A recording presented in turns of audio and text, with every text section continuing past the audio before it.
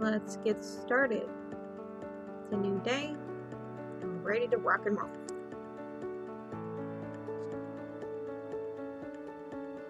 Alright, so here we go. I got my thread. Like I said, normally I do four strands of thread when I'm sewing buttons on, but for whatever reason, I wasn't thinking. Probably because it's early in the morning and my brain's not jabbing. So here we go. My fabric is pressed. I'm about to put a straight pin in to hold where I want my flap, I guess you could call it, to sit. It doesn't shift on me while I'm sewing these buttons. Nothing's worse than sewing the buttons on, get finished, you iron it, and then it's not even across the bottom of the sleeve. And then you gotta start all over again. No bueno. But, like I said, here we go with just sewing some buttons. And I don't really, you know what? Okay, so for these people that don't know how to sew a button on, maybe this will help you out. You're going to tie a knot in your thread. You're going to start from the bottom of the thread, or bottom of the material, go up through the material, through one hole of the button, and then down through another hole, back through the thread. And then you're going to loop it. Again, back up, pull through, back down, pull through. And you're going to do this, I would say, at least 4 times if you're doing 2 strands of thread. This button has 4 holes, so that means I have to go through 2 sets and then scooch over and then go through the other set.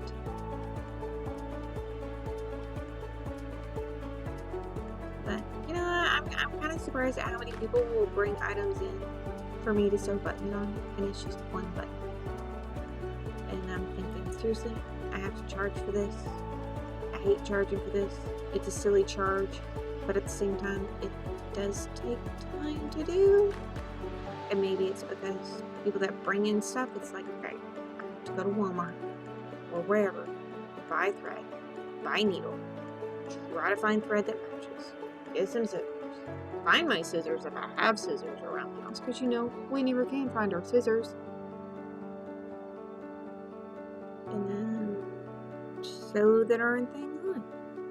And then you gotta make sure that you don't get a knot in your thread when you're sewing this. Because, yeah, we know that's really irritating when we're rocking and rolling, and then next thing you know, you get a knot in the middle of your thread, and you're like, great, now I gotta start over. Because that was my ordeal this morning. I was not sewing buttons on, but I was doing another minor corner on another jacket, and I had a knot right there at the end, and I was like, are you kidding me? So much thread I have to waste because I have to cut and then start all over. What can you do? So anyways, this jacket, like I said, I marked with that little template with my white marking pencil, flicking some thread off here. With my white, my white marking pencil, so that I know where I want to sew my buttons. Sometimes I get a little off, but for the most part, I stay pretty good. I don't want to sew the buttons right up against the edge of the fabric, and then I try my best not to kind of overlap the buttons because I really hate the way that looks. I'm still baffled at why companies do that. Why do you overlap your buttons? And I don't know why I keep yawning, so I apologize for that one. It's not even late. It's only 12:38 right now.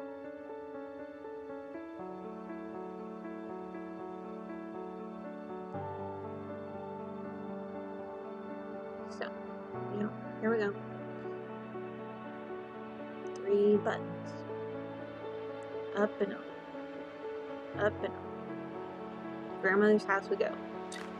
I'm sorry. I really don't know what to talk about when I'm just kind of doing stuff like this because there's really not much to talk about. Explaining. Look at this, we're at our last button. Hooray. I guess we can talk about me a little bit. So I've been doing custom sewing operations for quite a while now. I started when I found out that I was pregnant, having a baby girl, and of course, like every mom, for the most part, they always think, ooh, it'd be so much fun to be able to learn how to sew and make all the cute and frilly dresses. Yes, that was me. Ugh. Was I good at it? No. Did I think I could make a baby quilt? Yes. Was I good at it? Absolutely not. It was complete trash. It was terrible. I couldn't get my edges to line up for nothing. No. Pretty sure I tried to do it with minky fabric. I don't know what I was thinking on that. Just like regular just cotton fabric, I probably would have been okay. But of course, I, not knowing what I was doing, picked out something cute and super soft, and it was not the correct fabric to start with as a beginner sewist. So, anyways, I had a grandmother that if I got stuck, I would gather up my sewing machine, whatever I was working on, and then walk over to her house, because I didn't live that far from her. I'd set my sewing machine up, she would walk me through how to do it, and then I'd gather my stuff up, go back home, and continue. And then I used to work at a balloon factory that made balloons for NASA, like, giant weather balloons, not helium balloons. I mean, yeah, there was helium involved, but I never saw that stuff. Some of these things were like the size of a football field. Huge. Some of them just went up and popped. But anyway, so I did that for a bit, and then I got moved over to the sewing department and helped make parachutes for these balloons, not for humans. My supervisor at the time saw some of the stuff that I used to make my daughter, and she asked. I don't even know how I knew she was going to ask, but it was, I think, in the evening, and she was like, I really have an important question I need to ask you. And I was like, okay. She's like, would I make her wedding dress? And I was like, well, I don't know. It depends. If you don't like it, am I getting fired? She said, well, no. Like, okay, I'll do it. Well, the wedding dress turned in. Okay, well, side note here. Okay, so I've sewed all the buttons here, and now I am trying to. Man, I am horrible at this camera business. Just shimmy over a tad bit, ma'am. You're out of film or the frame. Okay, sorry. So I am folding my lining over because, of course, I shortened the outer sleeve, so I need to shorten the inner sleeve, which would be the lining. And then I'm going to pin it. There's one little pin. Boop. And then I'm going to pin it in. So I start off with matching my side seams. And then the seam that is the same side as the buttons, you're going to make sure that lining seam is shifted over and it's lined up with the edge of the fold on the outer part of the sleeve, which is the seam that goes up the jacket. If you line it up to the edge of the fold on the inside of the jacket, you're going to be about 1/2 inch off, and you're going to wonder why you have a great big bubble, and then why is your seam or your lining fabric twisted, or, well, has a bit of a twist. How many times do you think I've done that before? Too many times to count, but you learn. So like I said, we're pinning because I'm about to sit here and hand sew all of this lovely, lovely goodness of a sleeve. But I'm just trying to make it even across. I am so sorry that you cannot see. What a load of trash. I bet this is going to be like this whole way. You're not even going to be able to see me sew. I'm really sorry about that. It's going to be a long video of not seeing diddly squat. Oh, I think I had to get up and help. Oh, no, here we are. We are thread magic here, that gooey, waxy stuff. Pull the thread through so that it slides through the material and it doesn't cause those ugly little knots. that make you want to pull your hair out. And I'm going to pick a starting point, which is at that fold. I'm going to grab some of the suiting material and then the lining, and I'm going to go in through the tunnel or the fold of the lining, maybe 1/8 of an inch, and then pick up just a smidge of the suit material and go on. And then I'm going to go through the fold about 1/8 of an inch, and then grab some of the suit material and just go along that way. That way you don't actually see my stitching. And I mean, look, you can't see it at all. It's so great, mainly because it's off the screen. Utter disappointment. Wow. And the other thing that kind of irritates me, but I have to do it, is, I have all my pins in these sleeves, but I am forever getting my thread looped around one of those straight pins, and there's nothing I can do about it, because I have to have those straight pins there in order to keep them lined up. And see, it almost made a knot, but because I had that lovely thread magic in there, that knot came out. Look at that, I'm halfway around the sleeve. But anyway, so back to the story of how I got into this. I told my supervisor, sure, I would love to make her dress. And it wasn't just some plain white dress. Oh no. We went with an off-white satin fabric with some off-white lace and then some satin camo material. Because this is like early 200 or 2000, so when the camo prom dresses came out, this was like full swing. Hey, look, we're in view, this is awesome. And I was just like, what? I would love to do a camo dress. This would be freaking awesome. Which you would have seen if you saw my video of like screenshots and snippets of different projects I've made. Her dress is one of the first ones. So ended up making her wedding dress. I think 2 bridesmaids dress. Flower girl dress was probably my favorite because she let me do whatever I wanted to with that. And I had seen a video on YouTube of this girl doing a 3D flower skirt. So she took fake flowers from like Hobby Lobby or wherever, and she sewed them into a skirt and then put tulle over it so you don't knock the flowers off, which granted I think she glued her flowers on, and of course the material that I was using, my glue is not going to stick. So here we are, I'm sitting on the floor and my son, he's cutting the stems off these flowers and I'm sewing them all on, of course by hand, because it's a labor of love. But that skirt was so cool looking. Absolutely loved it. I really ought to do another one, like life size for like an adult or a teenager, and have that displayed in my shop. I think it would be really pretty. Okay, so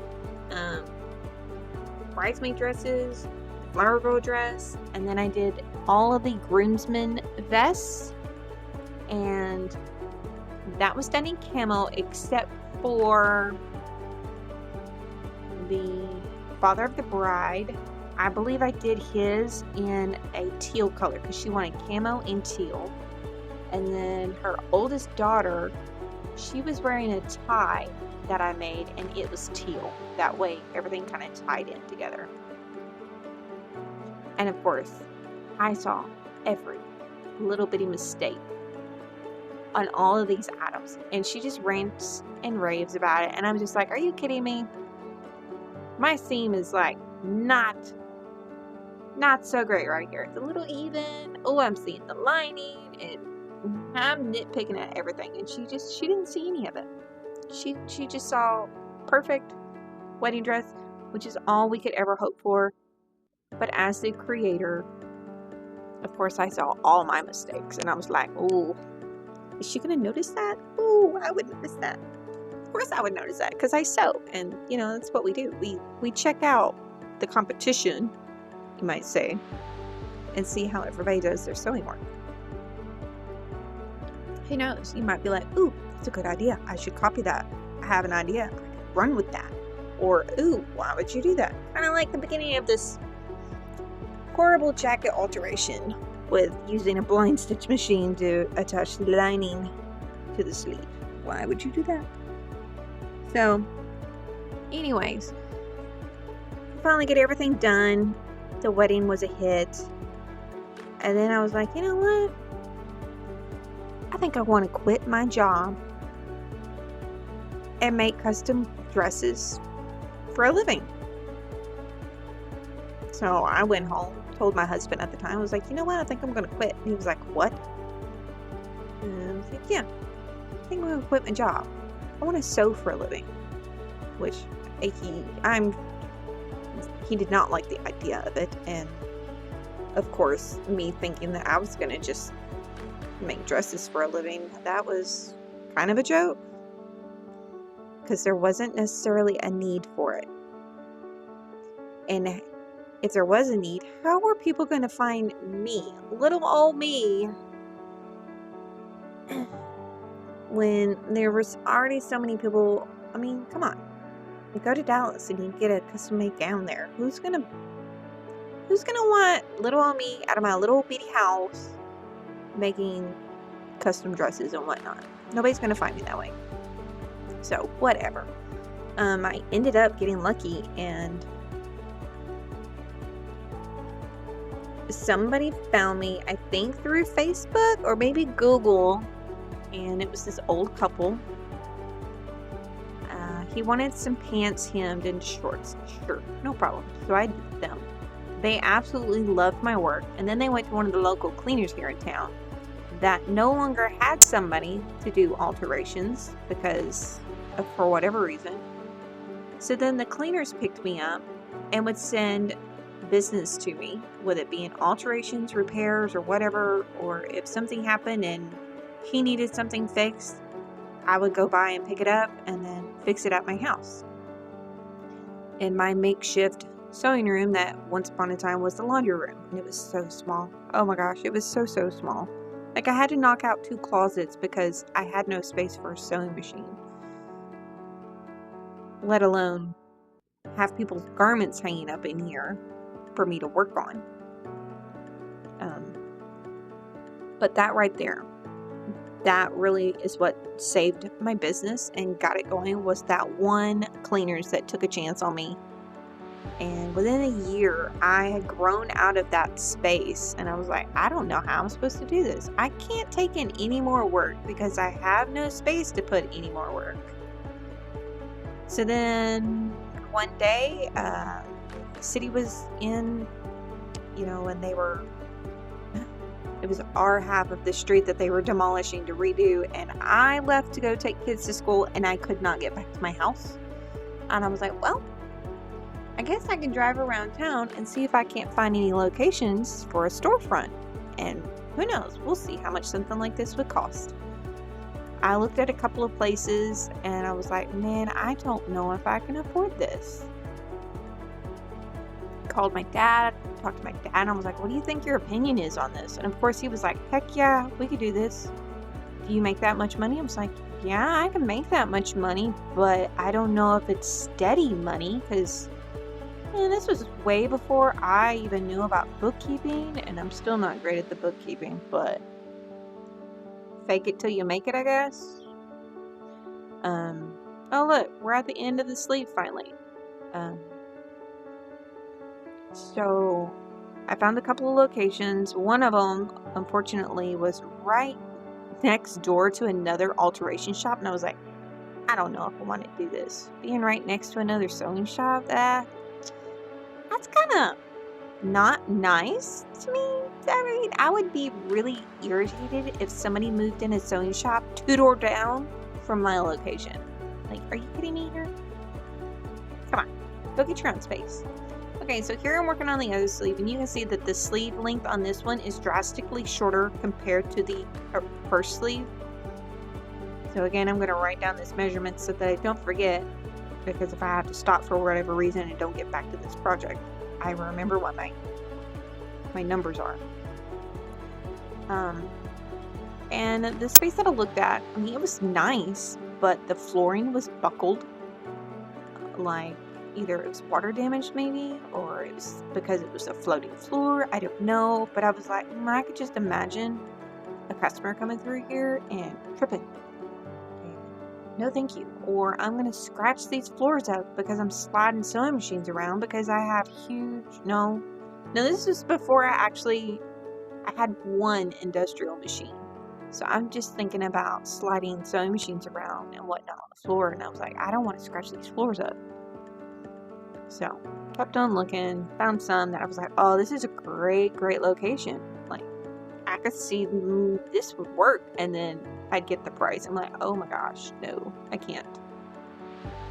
My husband's not going to help me pay for this. I can't ask my parents for money because I need to do this on my own, because otherwise what the heck am I doing here? And I can't remember, I think my postal worker friend told me about another location that was next door to a florist shop, or maybe I just drove by and saw an empty space and I stopped. But it turned out that I actually knew the lady that owned the florist shop. We used to work together at Walmart, so that was kind of funny. She was like, yeah, that space is empty. Let me show you, I've got the key. So she took me over and I was like, okay, this is doable. Yes, it was small, but it's probably like 3 times the size of the room that I was in at the house. So of course I'm thinking, hey, this is bigger and there's more space and I can do this, it'd be great. So I immediately called my dad and I was like, hey, this space, and I want to say it was $500 a month. And I was like, yeah, I could do this. Totally could do this. Granted, the parking lot was awful. There was no handicap accessible. So there were lots of times that I have to go outside to help a customer, or I would do house calls, which is fine. I don't have a problem with that. But man, when it's raining, or if it's really hot, or it's really cold, last thing you want to do is have a customer stand outside or sit in their car for me to have to help them, because the weather is awful. Nobody wants to do that. But it's fine. This was my first store. I was doing great. I was able to get a couple of more sewing machines that made sewing a whole lot easier. And you can see right here, I oopsed. And I put that mark on the wrong side of the fabric. And here I am going like, what am I doing here? What? Hang on. Let me flip this over, because my marks need to be on this side of the fabric. Because otherwise, I'm lengthening this sleeve. So I was having a moment there. Okay, so I'm going to go around and I'm going to mark everything on this sleeve, just like I did on the first one. So back to the story. I loved that location. It was a nice, clean building. Granted, it failed the inspection terribly. The city inspector with code enforcement was like, no joke. Like, we had to label the outlets to what breaker that it went to. It was awful. It took me 3 weeks to paint, label everything, and get everything up to code. It was terrible.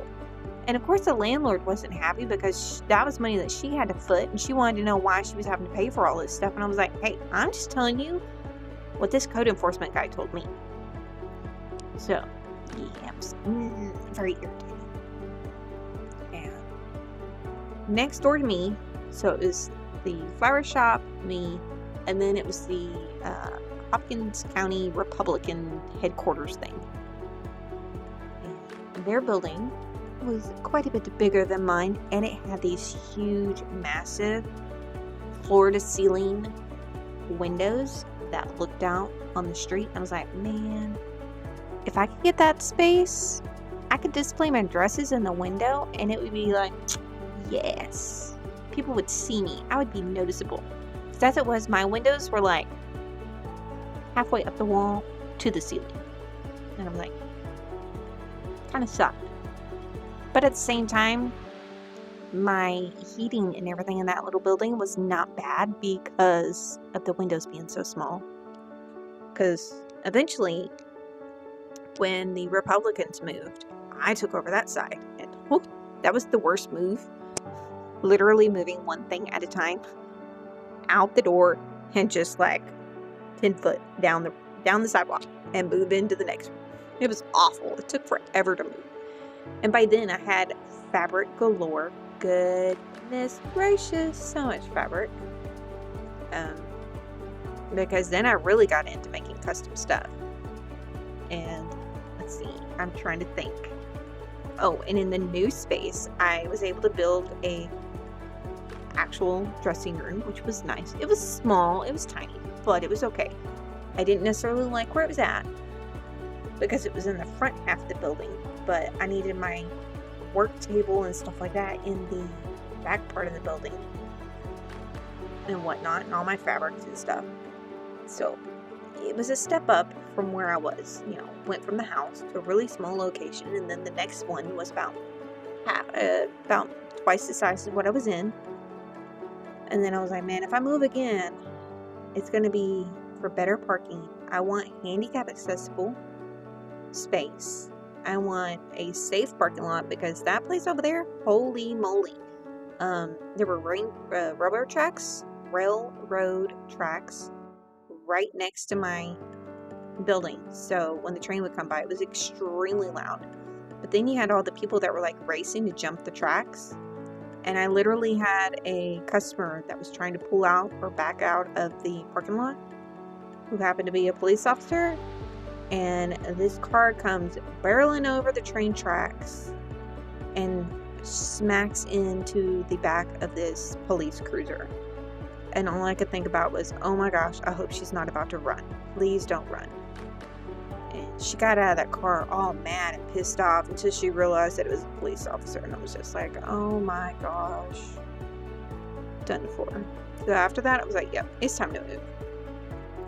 So I kind of started feeling around, asking around if anybody knew anything. And a customer of mine was like, I know who you need to talk to.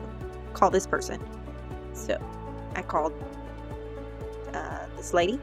She's like, oh yeah, I've got a couple of spaces that are for rent. I was like, well, I would love to see them. She showed me one and it was like, man, this would be great. But the location of the building, not so great. Kind of in a neighborhood or almost in a neighborhood. And I was afraid that nobody was going to be able to find me. And I was going to have to do a lot of building inside because when you walked in, it was like a small little reception room. I was like, well, this is barely going to be enough room for me to have a cash register, but then I'm still going to have people come in the back because I'm going to have a dressing room. So I was like, this it would work, but not that great. And it had a community bathroom and a community kitchen with this space next door, which I did not like. So I was like, hello, I'm paranoid. I don't want somebody poking around in my space. So I don't want to share stuff. And so she was like, well, I have another building. It's not pretty. And if you get it, I was going to be in charge of painting and fixing cosmetic stuff. Anything major dealing with like electricity or the plumbing, she would take care of. Okay, I'd love to see it. So she tells me where it's at. I meet her over there. The parking lot is fantastic. It's a huge parking lot, other than, it's an old parking lot, so it's got some potholes. It needs some love. But the problem is this little shopping center, there's a restaurant in the middle. Well, the restaurant owns half the parking lot. She owns half the parking lot. And for the most part, what's messed up is the side that the restaurant owns. And I don't know if they realize that or not, so she's not going to fix that. They don't want to fix it because their customers don't really drive back this way. So it's whatever you want to spend your money on, basically. Like, what is important to you?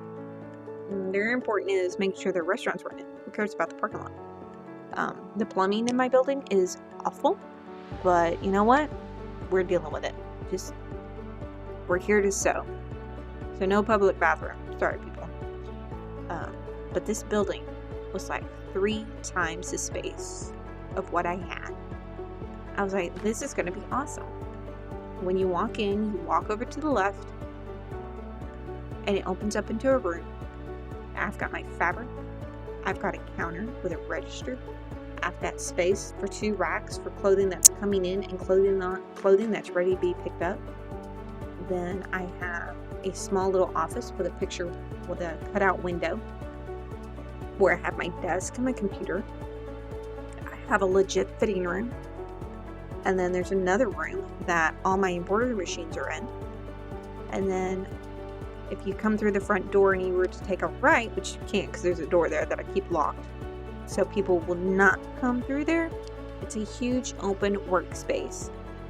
And I have so many sewing machines.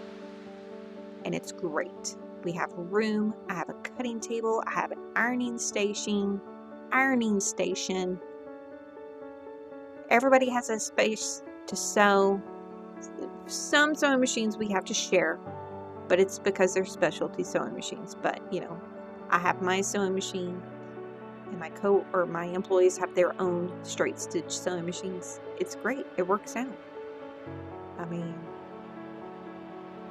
this has been a great building, and I love that I have huge windows, which granted I can't utilize them really because of, I found out, don't put stuff in the windows because the sun bleaches the heck out of it. So unfortunately, there was that problem. Okay, so right here we go again. I am pinning everything now that everything is sewn.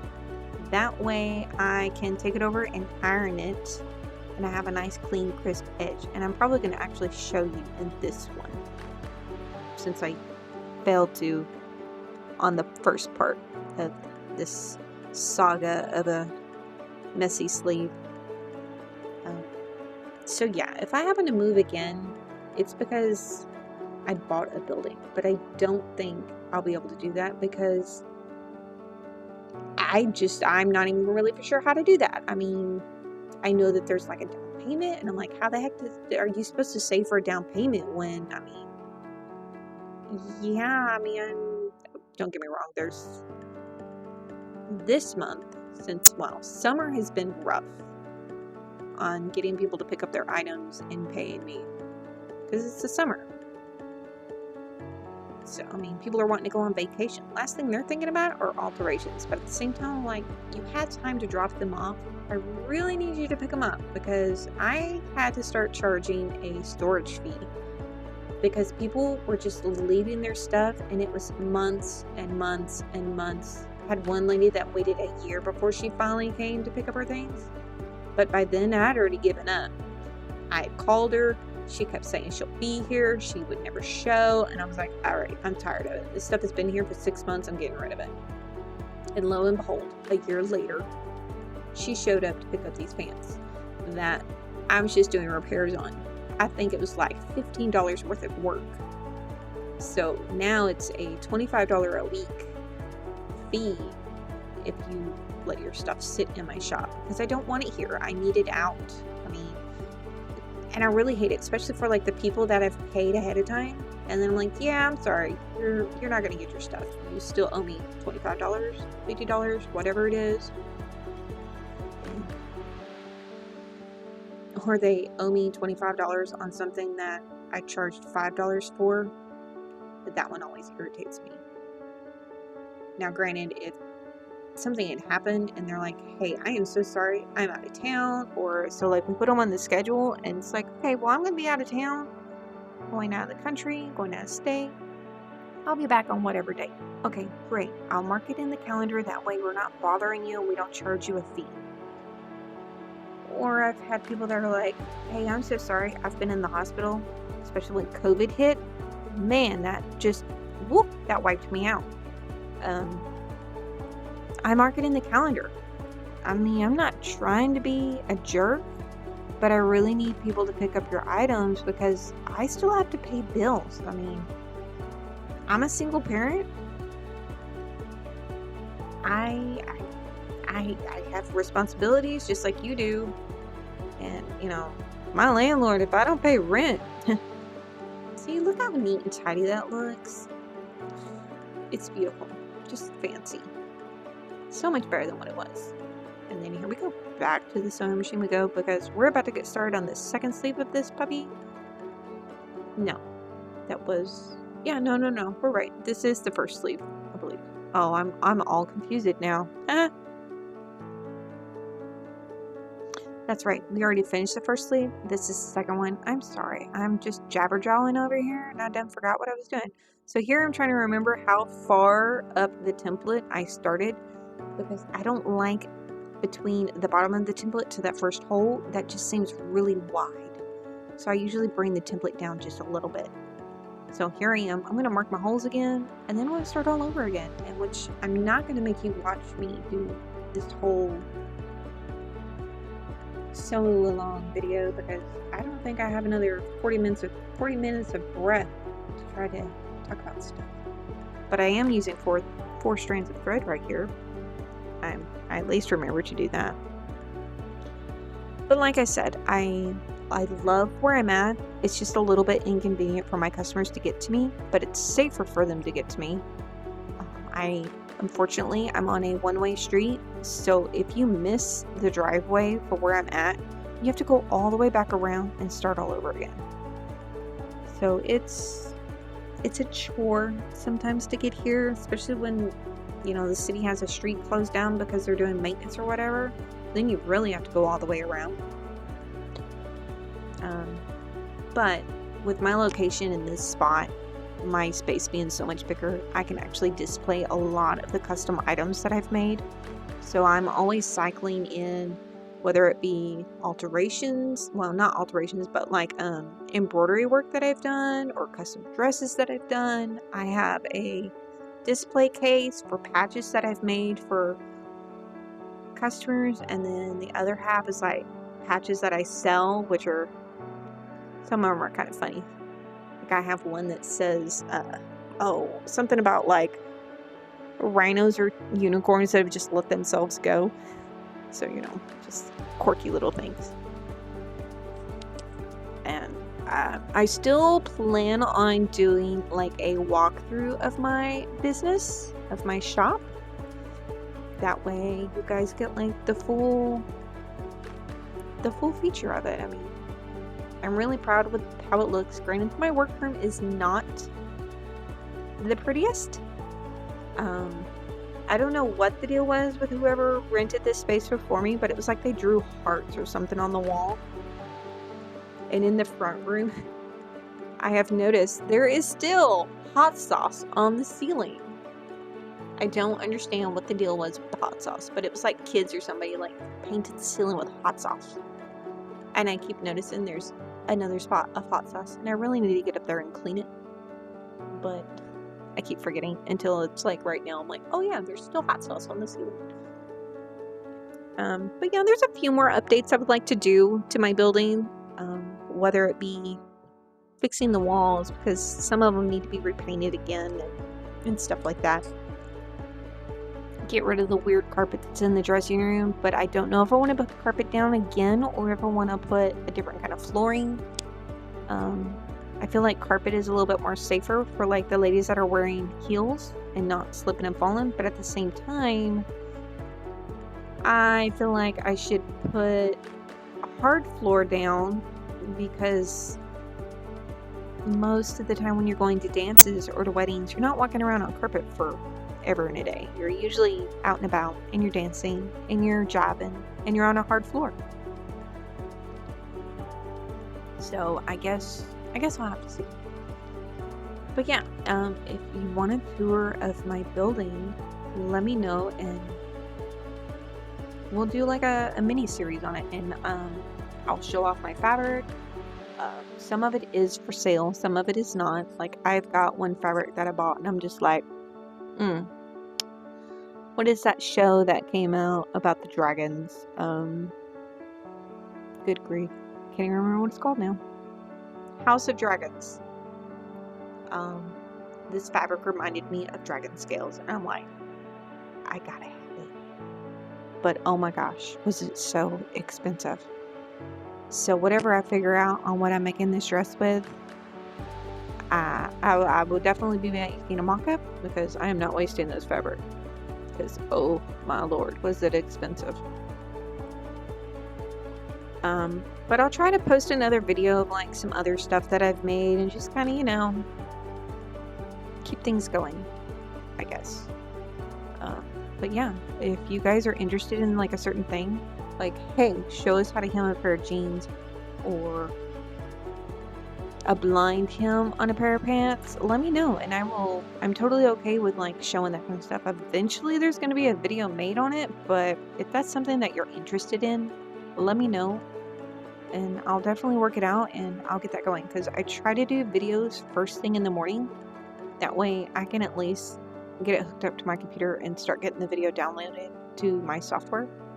And then when prom season gets here, I'll probably be doing some videos on prom dresses, on hemming, and or whatever's.